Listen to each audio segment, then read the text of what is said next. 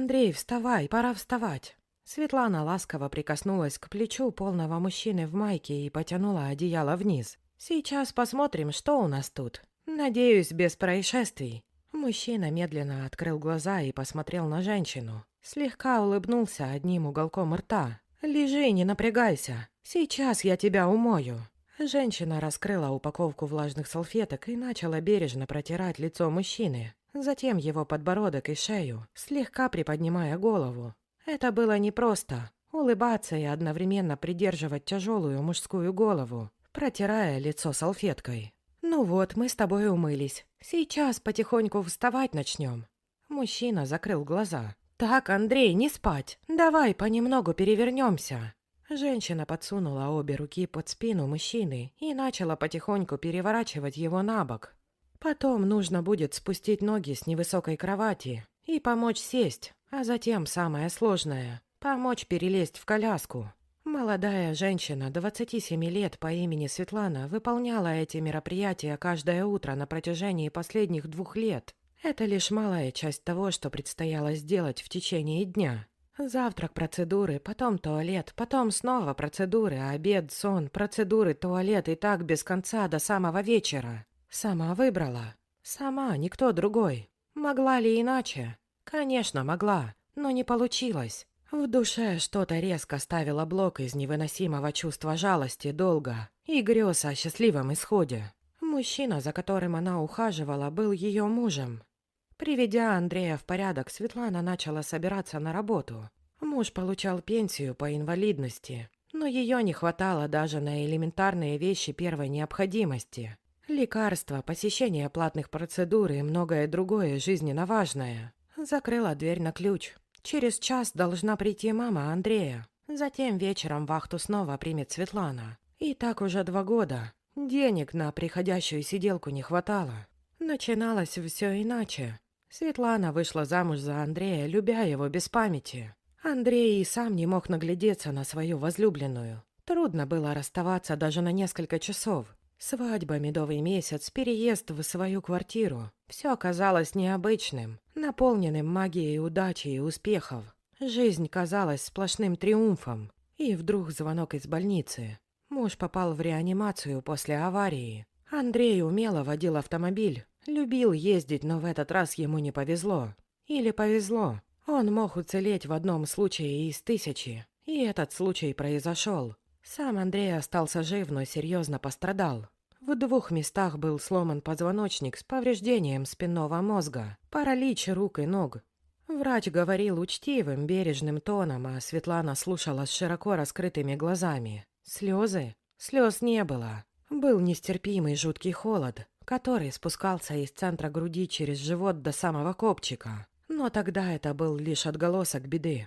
Настоящая беда во всем ее горьком вкусе и цвете пришла потом, когда Андрея выписали из больницы на поруки Светланы и его мамы. Больше никакой помощи не было. Были разговоры, различные и неприятные. Первый произошел с мамой Андрея, Дарьей Сергеевной. «Светлана, доченька, нам нужно серьезно поговорить. Я ведь вижу, как тебе тяжело. Ты ведь еще молодая. Мама, о чем вы хотите поговорить?» Светлана нахмурилась и села на стул в их маленькой кухоньке. «Хотите чаю?» «Ох, дочка, не до чаю. Детей у вас с Андреем нет». Дарья Сергеевна горько вздохнула. «А теперь уже и не будет никогда. Дочка, если ты захочешь уйти, то я пойму это и не стану осуждать». Ледяной ручей снова стал обильно литься из сердца к низу живота. «Дарья Сергеевна, знаете?» «Умоляю, не надо сейчас ничего говорить, я все пойму». Светлана встала из-за стола и подошла к окну. Хотелось закричать. Хотелось и не получалось одновременно. «Нет, Дарья Сергеевна». Всегда называла так свекровь в моменты редких конфликтов. «Я все-таки скажу. Андрей мой муж. А вы, простите, но несете сейчас какой-то бред». Она обернулась. Свекровь посмотрела на Светлану прямо в глаза, а Светлана смотрела в глаза свекрови. Через мгновение они обе плакали у друг друга в объятиях. «Доченька, доченька моя славная, я каждый день молюсь за вас, чтобы Боженька дал вам силы. Ведь бывают же чудеса в жизни. Может, все еще и наладится». Потом были еще разговоры с подругами. Разговоры эти ранили больнее, чем даже то самое злополучное известие, полностью изменившее жизнь.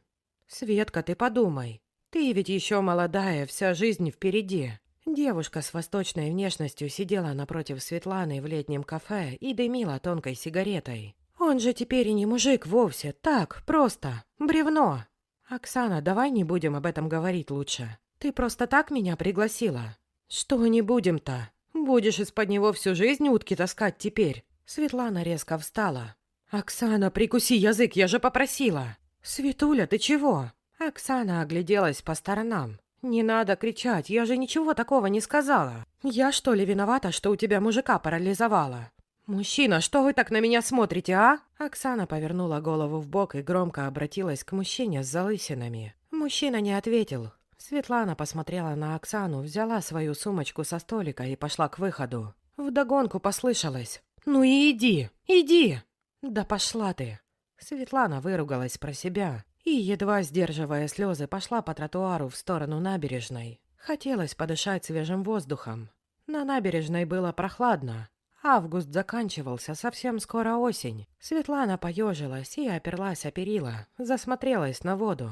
Мысли наслаивались одна на одну. Она ненавидела свою подругу, уже бывшую за ее слова. Ненавидела себя, жизнь, жалела Андрея. Потом жалела себя, проклинала все на свете. А потом ей захотелось с разбегу прыгнуть в воду и так покончить со всем. Решительность росла в сердце, время разделилось на странные мгновения, когда казалось, что вот-вот и можно решиться. Светлана переступила с ноги на ногу. «Девушка, извините, я могу с вами поговорить?» Светлана вздрогнула, вышла из оцепенения и обернулась на голос. Перед ней стоял молодой мужчина, смутно знакомый, но девушка не могла вспомнить, где видела его. «Извините, я хочу побыть одна». Мужчина откашлялся. «Простите, я не займу много времени. Я случайно слышал ваш разговор с вашей подругой в летнем кафе. Я прошу простить меня, но мне кажется, я смогу вам помочь». Светлана снова посмотрела на воду и отрешенно спросила: «Чем?» Мужчина полез рукой во внутренний карман пиджака, вынул визитку и протянул ее Светлане. «Я врач в частной клинике. Я, как уже сказал, случайно слышал ваш разговор. Как врач я не мог остаться в стороне и не предложить помощь. Меня зовут Аркадий».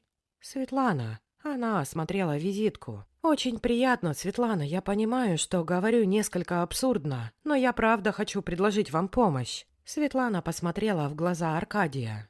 «Неужели это он таким образом подкатывает? Я ведь красивая. Или уже нет?» Светлана грустно улыбнулась.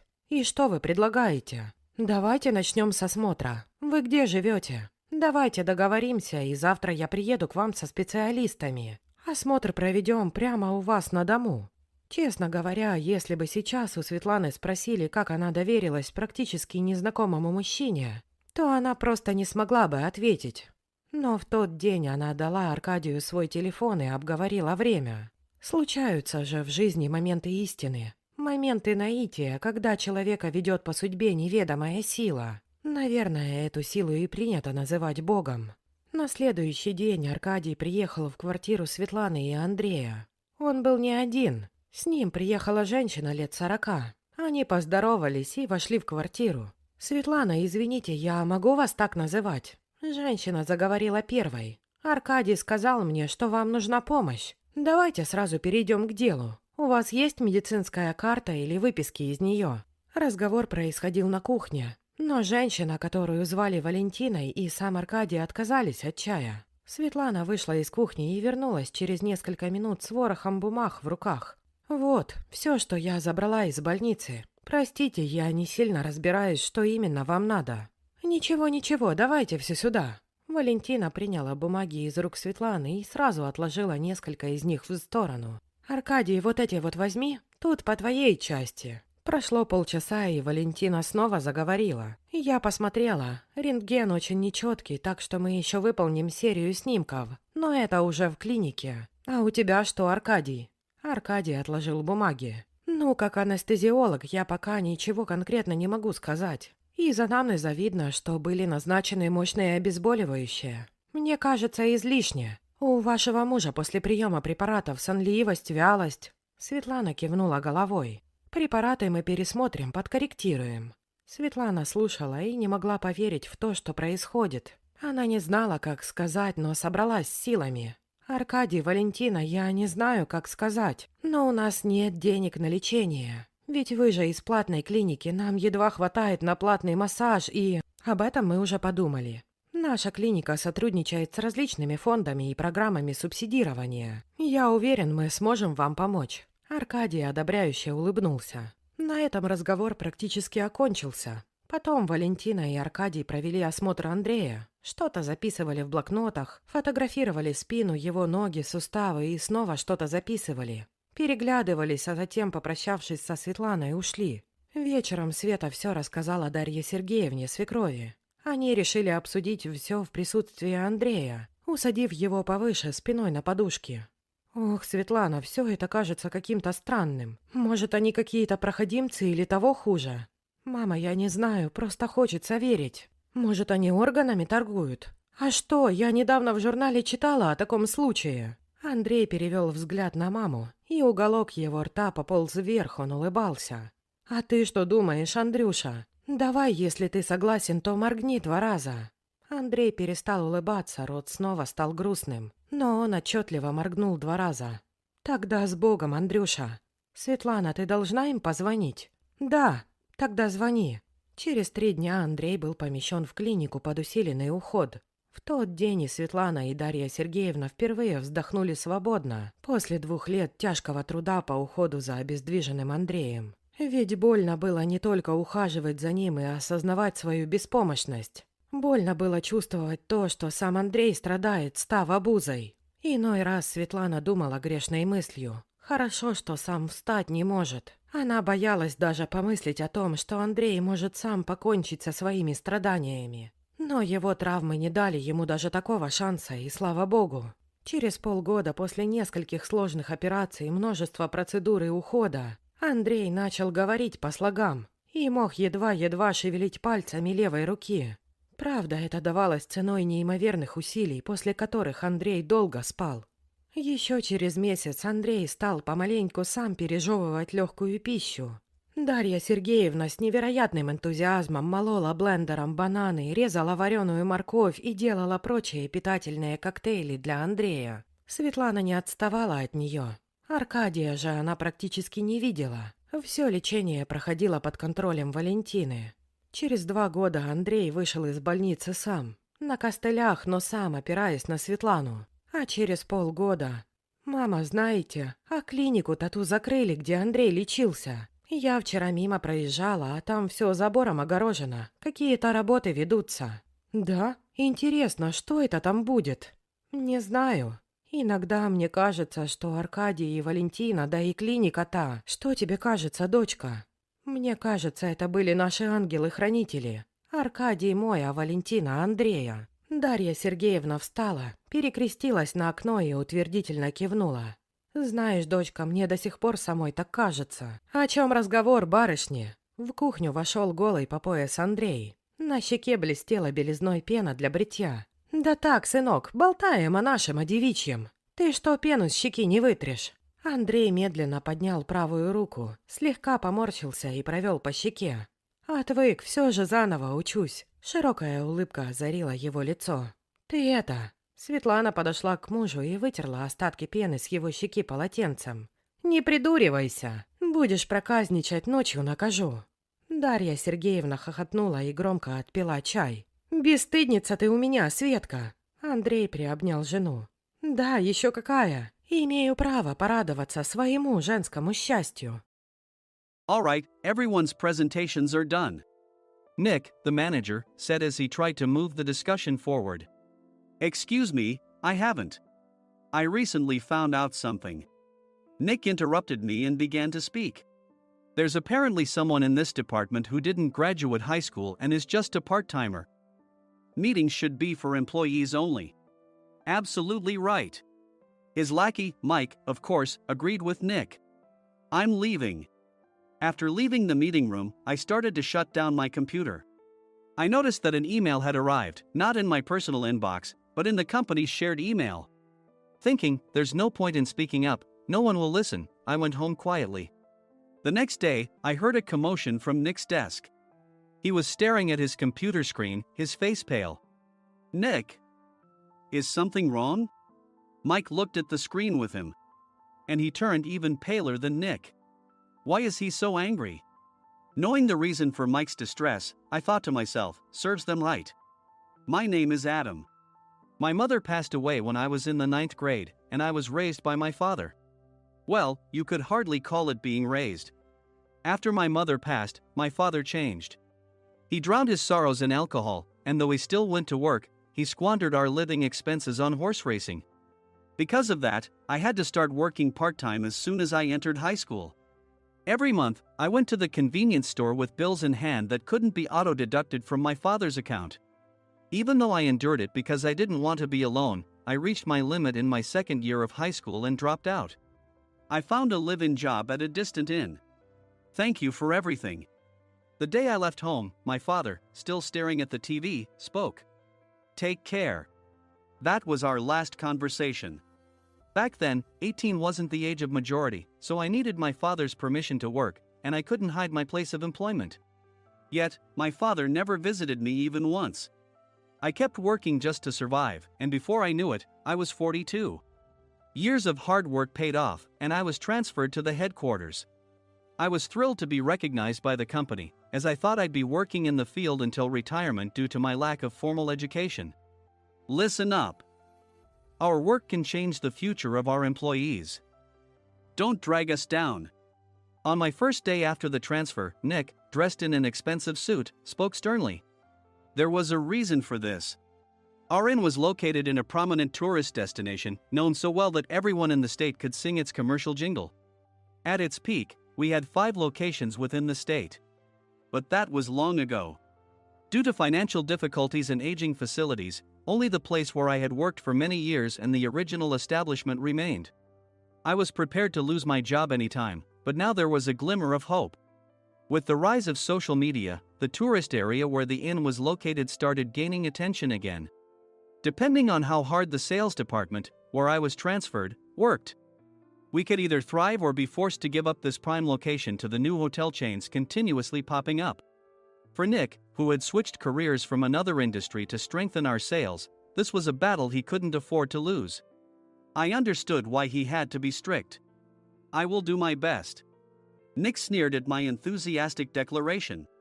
Did you not hear what I said? I'm sorry. I thought I was listening carefully. Out of habit from years of customer service, I apologized reflexively, though I had no idea what had offended him. Someone was watching me with a smirk.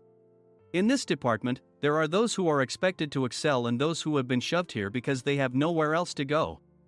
You are the latter. It was Mike, the section chief. He's 7 years younger, at 35. But he was called to headquarters much earlier than I was and had been moving around within the headquarters ever since. I'm not jealous, but I can't accept that he's my boss. Graduating from a prestigious university, he has an unusually high pride and caused many problems as a newbie, making things very difficult for me when I was the front desk leader. When I found out Mike was transferred to the sales department a month before me, I was disheartened. Mike is right. With just a middle school diploma, there's not much you can do. Don't even think about achieving results. As if I didn't exist, Nick remarked, I'm thirsty. Mike eagerly ran to the coffee maker. It seems Mike is Nick's lackey. I regretted being happy about my transfer to headquarters, wishing I had stayed on site forever. Send a direct mail to every company on this list by the end of the day. Nick only assigned me tasks that even a new graduate could handle. What? There are over 1,000 companies. You want me to send to all of them by today? Yes, if you and your fellow misfits split the work, even those with nowhere else to go should finish by today. I glanced at the employees typing away expressionlessly. They were worn out from customer service, only thinking about leaving on time, or were women reassigned after having children. With zero motivation for work. Even Sam, a new graduate from the same university as Mike, who was supposed to be among the expected achievers, had no enthusiasm for the job. Having joined the company wanting to do customer service. I don't care what they say, I plan to quit anytime, he said. Only Nick and Mike were highly motivated. making all the decisions between the two of them. I originally only wanted to work at the inn to survive and had no particular attachment to this job. I swallowed my words, thinking I had no right to reprimand them. About a month after the transfer, Nick told us with a frustrated look. To commemorate the 50th anniversary, we've decided to create a plan exclusive for one group per day. Originally, Mike and I were supposed to come up with it, but our president, Mr. Thompson, insists on hearing everyone's opinions. So, you all get a chance.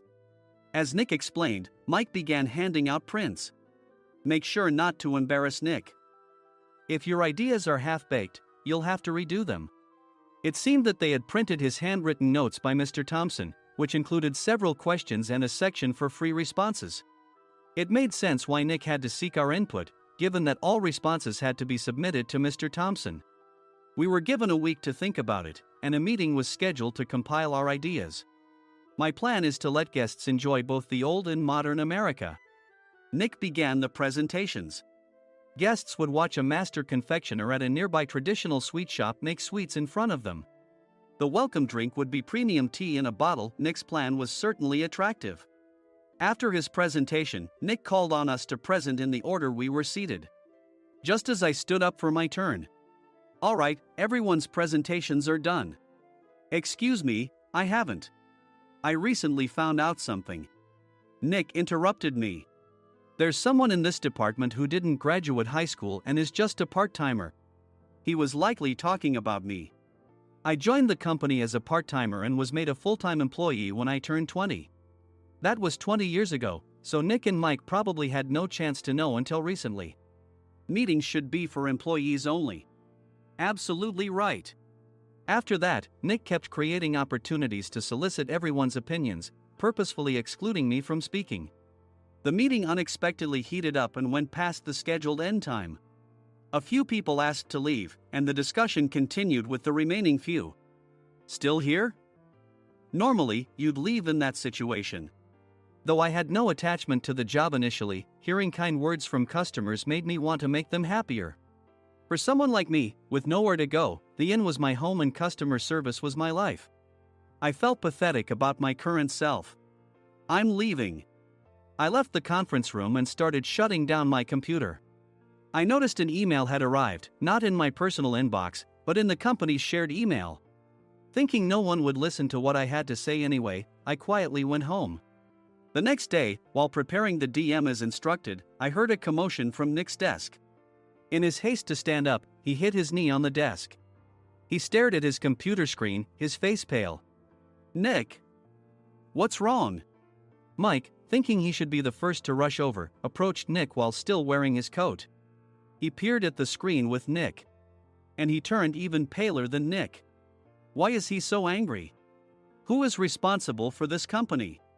Nick, more irritated than ever, asked, and Mike answered without checking. Probably Sam. Sam wasn't there because he was attending a morning training session for new hires. Nick gave up on getting angry and returned his gaze to the screen. They were looking at an email that arrived right after the end of the working day yesterday. Apparently, no one, including me, had checked it before leaving.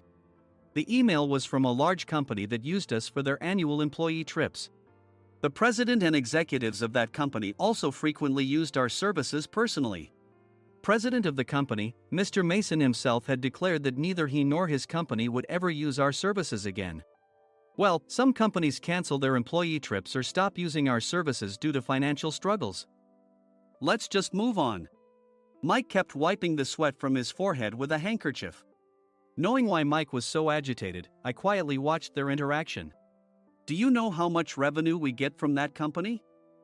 We can find other guests to fill the rooms, but we'll lose the banquet costs, gift shop revenue, rental car fees, and more. Moreover, the gifts were supposed to be prepared by the traditional confectionery shop involved in Nick's proposed plan. If it's known that we incurred such a huge loss at this critical time, Nick's position in the company would be jeopardized. Nick took a deep breath, seemingly trying to calm himself. All right, Mike. Go to New York right now and apologize to Mr. Mason. What? You're coming with me, right? I have urgent work to do. I trust you, which is why I'm entrusting this to you. Please. Mike, believing Nick's sincerity, agreed with a determined look on his face, saying, "Yes.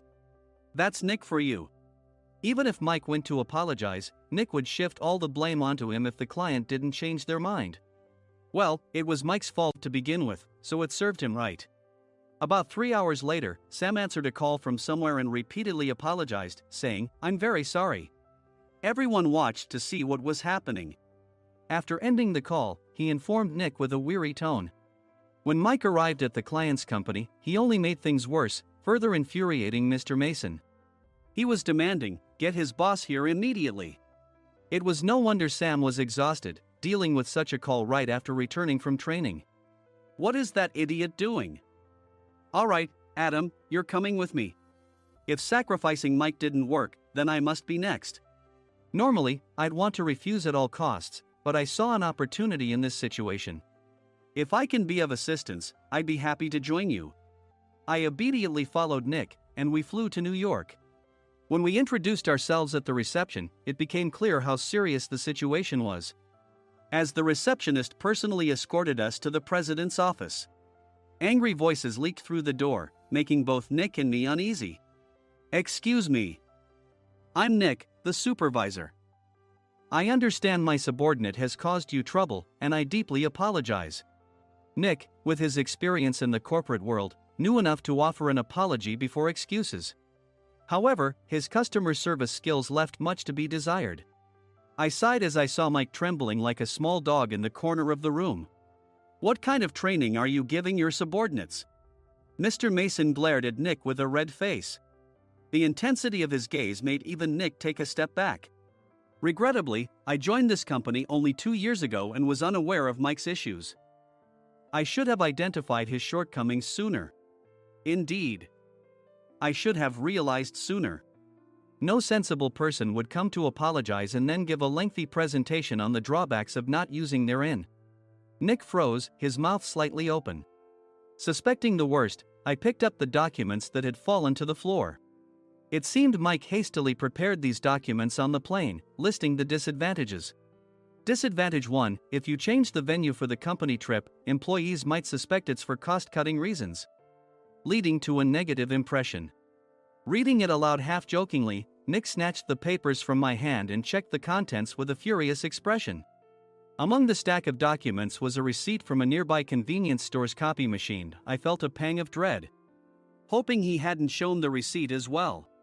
What do you think he said when I asked what kind of nerve he had to do this?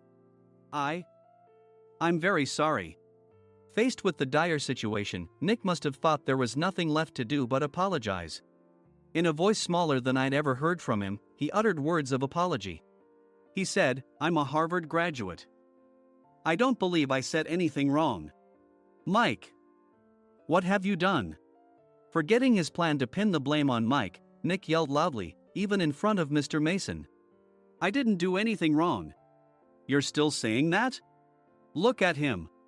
Mike pointed at me with a shaking hand. "I was assigned to headquarters in my 20s and now I'm a section chief. This guy only made it to headquarters at 42. Everything I've done proves I was right. So why are we losing the contract?" Having said his piece, Mike collapsed to the floor. "Of course. You were sent there because you had nowhere else to go." Mike never expected to hear such words from someone he looked down upon. He lunged at me, and Nick hurriedly stepped in to stop him. "Mr. Thompson told me Mike is a quick thinker, and to take good care of him." There's no way he was pushed aside. "Don't make things worse here. He didn't say quick thinker, he said only quick-witted, didn't he?" I don't remember that part." I recalled the many troubles Mike caused when he was a newbie. When Mike was on the front line, his pride was so high that he never apologized to customers. Customer service, especially in our job, doesn't work alone. It brings both good and bad situations. If the front staff or housekeepers made mistakes, or the cleaning company didn't properly clean a room, one had to apologize to the customers regardless of personal fault. Mike, in such situations, would never apologize, insisting he wasn't at fault. This often angered customers, and as the front desk leader, I frequently had to apologize on his behalf. He caused complaints and disrupted operations, which is why he was quickly moved to headquarters. In departments where he didn't interact directly with customers, his quick thinking was beneficial and things went well. But it seemed his flaws were starting to show. Corporate reservations are supposed to be entered into the system by the sales representative. But a quick check yesterday revealed that more than 10 items were missing from the client's reservation. The handover document clearly stated what needed to be prepared. Why didn't you enter it into the system? Why do we have to give them special treatment? Filling rooms near the banquet hall, setting up all the food in advance. Specifying the brand of wine, they're too demanding. No wonder he always angered customers, I thought, feeling a headache coming on. Grouping them in rooms near the banquet hall is for our benefit too. It makes it easier for the staff to set up beds and serve breakfast since everyone's schedule is synchronized. As for the other requests, Mr. Mason suggested them to lighten our load. I didn't know that. Nick finally seemed to realize that Mike was the one who had angered the client. What did you say to them? I just told them we wouldn't give them special treatment anymore. We shouldn't waste effort on things that don't bring in money. I was utterly exasperated at his lack of understanding of customer service. Of course, we shouldn't comply with unreasonable demands. But carrying over successful practices from past stays makes customers feel remembered and enhances their experience. Good memories encourage repeat visits. That's part of our job. I looked down at Mike, who was sitting on the floor. In our job, nothing is a waste. Mr. Thompson likely moved you to the sales department, hoping you'd finally understand this. How do you think he feels now that you've failed to meet his expectations? Mike, tears in his eyes, fled the president's office. I was amazed he still hadn't apologized. You have it tough, Adam. It's okay, we're all employees of the same company. I deeply apologize for this disrespectful incident. Especially after all the care you've shown us. If it weren't for you, Adam, I really would have stopped staying here. When I heard you were moving to the sales department, I was willing to reconsider if you handled it. Seeing us talk so amicably, Nick's face contorted. Do you two know each other? Adam's service is excellent. I always requested him specifically. Normally, we don't accept specific staff requests, but we made an exception for Mr. Mason, adjusting my shifts accordingly. He had personally stayed at our hotel just before my transfer, and during casual conversation, I mentioned, I'm moving to the sales department soon. If I hadn't told him then, things could have been much worse. Please continue to take care of us. I look forward to it. On the return flight, Nick awkwardly offered me a can of beer. It's still working hours. Of course, I had no intention of forgiving him for a single beer. Nick might try to pin everything on Mike and avoid any consequences. While pondering this, a startling fact came to light. Nick, the tea bottles for the plan have arrived. I handed Nick a bottle labeled with our inn's name. They look good. What are you talking about? These are plastic bottles. I had assumed we would use the trendy, high-end bottling tea. But what arrived were ordinary plastic bottles of tea with customized labels. The only unique aspect was the label, which had the inn's name, making it look customized. Upon further investigation, I discovered that a substantial amount of money was set to be paid to the tea company. It was priced like bottling tea. Does this plastic bottle really cost $100 each? The tea inside is specially blended for us. The extra cost is for that. Wouldn't it be better to use another tea company? Or is there a specific reason we must use this one? As Nick continued to make excuses, I showed him a printed email. I informed the tea company's president, Mr. Mitchell, that we discovered irregular payments and he confessed. He said you two were high school classmates and planned to split the extra money. That idiot. Why did he confess? That's not important. You should worry about yourself. This could turn into a police matter. Opening the bottle cap, I suggested. How about calming down with this tea? It supposedly has a relaxing effect. Nick drank the tea frantically. In the following days, decisions were made about their fates. Mike was reassigned to the General Affairs Department, with no chance of transfer or promotion, as per Mr. Thompson's orders. As for Nick, since the payment to the tea company hadn't yet been made, he narrowly avoided legal trouble. Instead, he was encouraged to leave the company, and to avoid further complications, Nick submitted his resignation. Rumor has it that connections between HR departments have made it difficult for him to find new employment. Even though it was good to have those two gone, something unexpected happened in the sales department. Everyone became motivated and united in refining the 50th anniversary plan. In the end, my plan was adopted. We collaborated with the Tourist Information Center to provide personalized guides. The plan, tailored to the number of guests, was truly special for the 50th anniversary. Hey, is Adam's family coming to stay? I immediately booked that special plan for my family. Sam noticed it on the reservation list and quickly picked up on it. Yes, I'm inviting my father. That's great. I might invite my parents too.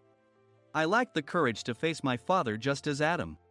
But here, with the confidence Mr. Mason praised, I felt ready. The 50th anniversary plan was a perfect opportunity to reconnect with my father. I hoped to bring back the days when we could laugh together as we once did.